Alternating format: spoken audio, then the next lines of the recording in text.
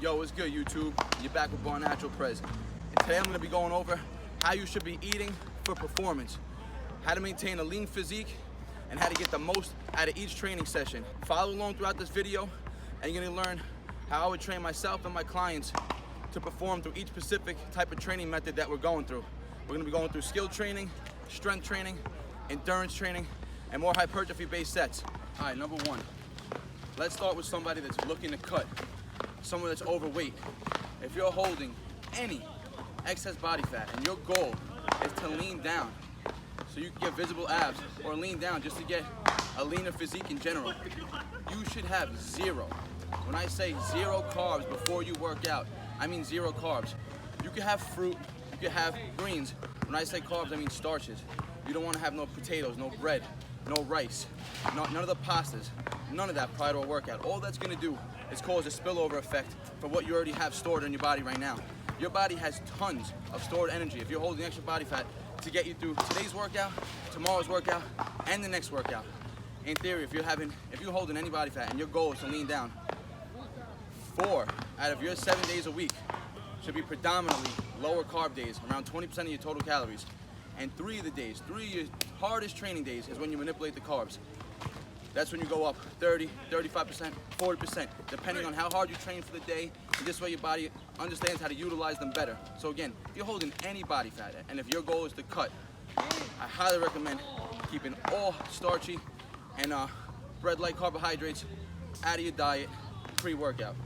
Now remember, you guys have heard me talk about intent, the intent of your sessions. Now, I'm going to be going over different types of training methods today. Are you going into a skill-based session? Are you going into a strength-based session? Going into an endurance-based session? More of a hypertrophy-based session, working in that 6 to 12 muscle building range. All right, isometrics, skill training. Remember, isometric holds, there is no movement in the muscle. You're holding a static position for a set period of time. There's no change in length of the muscle, there's no movement in the angle. So sets like that go into skill training as well. Remember, front lever, it's one isometric position. Holding a planche, it's an isometric hold. Same thing goes for a squat sit, a plank. They're all isometric holds. Again, there's no movement in the muscle. It's just one static position.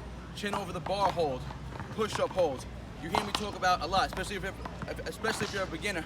I preach getting good at isometric holds. L-sits, 90-degree push-up holds, 90-degree dip holds, lockout dip position, dead hangs, chin over the bar. That's how you bust through plateaus. But now, training like that, again, remember, there's no movement in the muscle joint. It's just a constant static position. Yes, there's changes being done, but there's not as much damage being done to the muscles.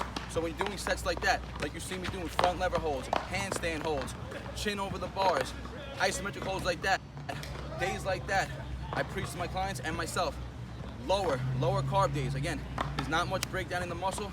It's more central nervous system adaptations that are going down.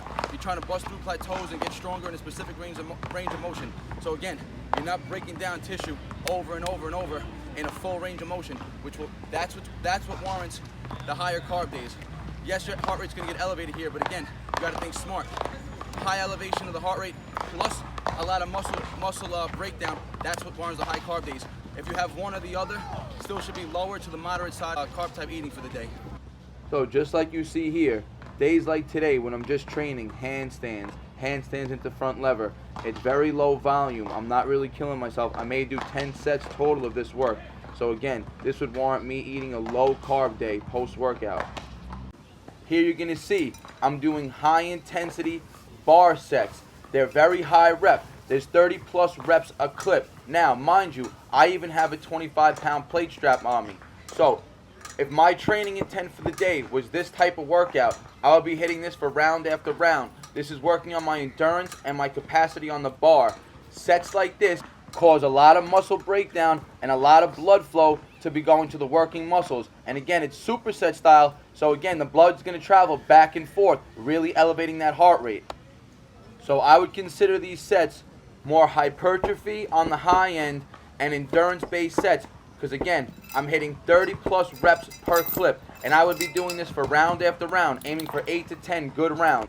So sets that you see like that, high intensity, superset style training, muscle up, dips to pose. Remember, that's training chest right to back, That's superset style training. A lot of elevation in the heart rate. That's the type of training that will warrant a higher carb day post-workout. It's a lot of muscle being broken down. As you see, I had on extra weight. Now remember, that's just because that's my level.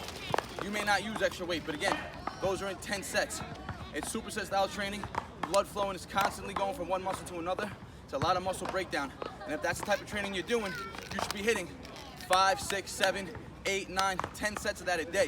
So on a normal training day for me, I'll be doing that set for anywhere between 8 to 10 rounds until my form starts breaking down and I can't muscle up anymore. So sets like that, high intensity sets with a lot of lactic acid buildup, high intensity, your heart rate's really up. Those are the days where you want to keep your carbs slightly higher post-workout compared to days where low intensity, high break periods, and your heart rate's not being that elevated. Remember, isometric style training, skill type training. It's not demanding like this, it's demanding on the nervous system, but it's not elevating the heart rate like this. It's not constantly breaking down muscle tissue. So again, exercise like this, you want higher carb days. So you want to think overall volume for a training session. Volume meaning the amount of actual work put in. So for instance, on my one-arm training days, straddle planche training days, the volume is relatively low. I'm doing 10 sets total, 1 rep per set. That's literally 5 reps of straddle planches and 5 reps per arm of one-arm training for a total of 10 sets. You want to say 15 if you count the 5 and 5 and 5. So volume is relatively low. Now think about days when you see me doing bar sets, like you just saw with the weighted plate on. 1 muscle up, 20 dips, 10 pulls. Like I said, I would do that for 8 to 10 rounds. That's very high volume. That's what would warrant the higher carbs. Lower volume training, remember, lower volume, really low end, isometric hold skill training. That's very low end volume. That's when you want to keep the carbs low, 20, 25% max for optimal performance and to have good recovery. Remember, your muscles only got to be replenished with the glycogen stores when they're broken down. If you're not breaking them down constantly, there's no need to overfill them with the carbohydrates post-workout.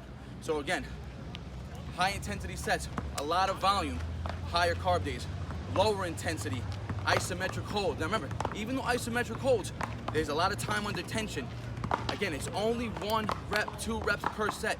The overall volume of the exercise, the training is low. The tension time is high, but the volume is still gonna be low. So that's why I would keep that to more of a moderate to low side carbohydrate day. So remember guys, think overall volume. All right, so now I'm gonna take this 25-pound plate and I'm gonna manipulate strength sets to show you what a strength type of set would look like. And again, then I'll talk to you about it afterwards of how you should be eating if your main goal for the day is strength training. So I'm gonna take you through a pull and a push strength style. Remember, this is 25 pounds. If I wanted to rep this out on the bar, I could hit 15 to 20 reps consistently for pull sets, 25 plus reps on dips. Now remember, so for me, this would be considered a high rep weight that I would use. High rep sets for this weight. So again, I'm gonna manipulate it to make it look like a strength set. So again, if this could be done body weight, if that's your level. So for me, I'm gonna make this look like a strength set type training.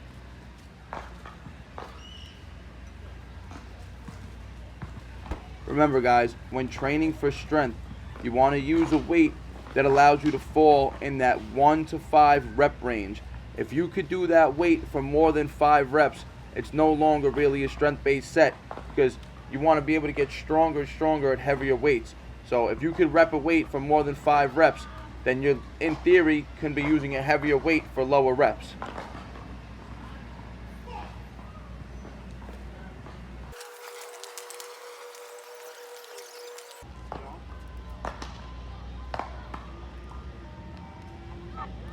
Also, when working strength sets, you want to make sure you're doing the full range of motion, full lockout on every rep, and full contraction each rep. You want to make sure you're getting strong in the entire range of motion with the given weight being used. All right, so what you saw there was I took the 25-pound plate and I made it heavy enough to make my reps only fall within the 1 to 5 rep range. So on the pulls, I really slowed down the concentric, which is the pull motion up, and I really slowed down the eccentric, which is the negative down, to make the reps harder. I was only able to get 2 clean reps that way. If I would have went for a 3rd rep, I would have failed, or I would have had to use some momentum. So again, and the same thing for the dips. You saw, I put the 25-pound plate on, and I did really slow and controlled negatives, and really slow and controlled concentric press up. So when doing training like that, remember, the volume is gonna be relatively low per set.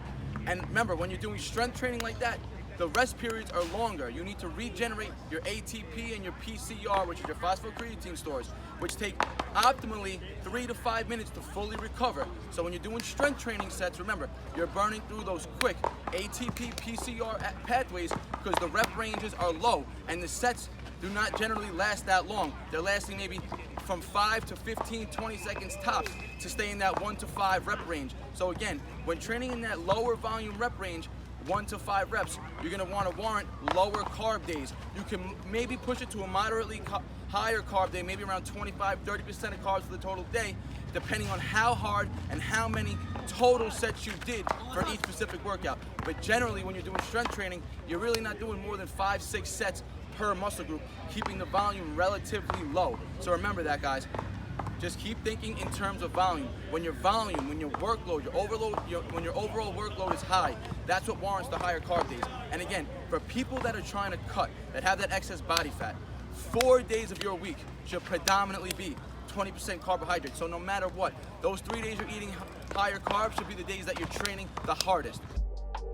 So now that I talked about the 95% of the people who should avoid carbs pre-workout, let's talk about the small percentage of people who I would say, or I would suggest to take carbs pre-workout. 1, if you're a hard gainer, if you're really struggling to put on size or any type of muscle mass, I would suggest really intaking a higher carb diet, maybe around 40% of your total calories every day, with the other 40% coming from protein and then keeping the fat moderately low. Who else would I suggest having some carbs before a workout? Let's say you work a long day, hard job, construction worker, and then you want to hit the gym after your day shift. You hit the gym around 4 or 5 o'clock at night. You probably burned a lot of calories throughout the whole day. You probably burned through some energy stores. That would be a good reason to have some carbs pre-workout, just to replenish what you had burned through prior in the day. Now, again, if you're really holding excess weight and that's you, and you're working a long 9 to 5 job and you still want to hit the gym, I would still recommend keeping the carbs till post-workout.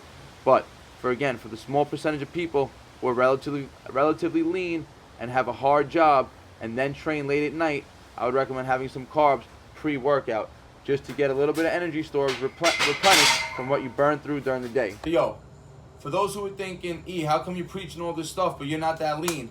1, I'm chilling at around 12% body fat right now, which is comfortable for me. A lot of you people probably think I'm really lean right now, but just to let you guys know, I'm probably chilling around 12% body fat. 1, getting under 10%, it's tough. It's tough to do and it's tough to maintain.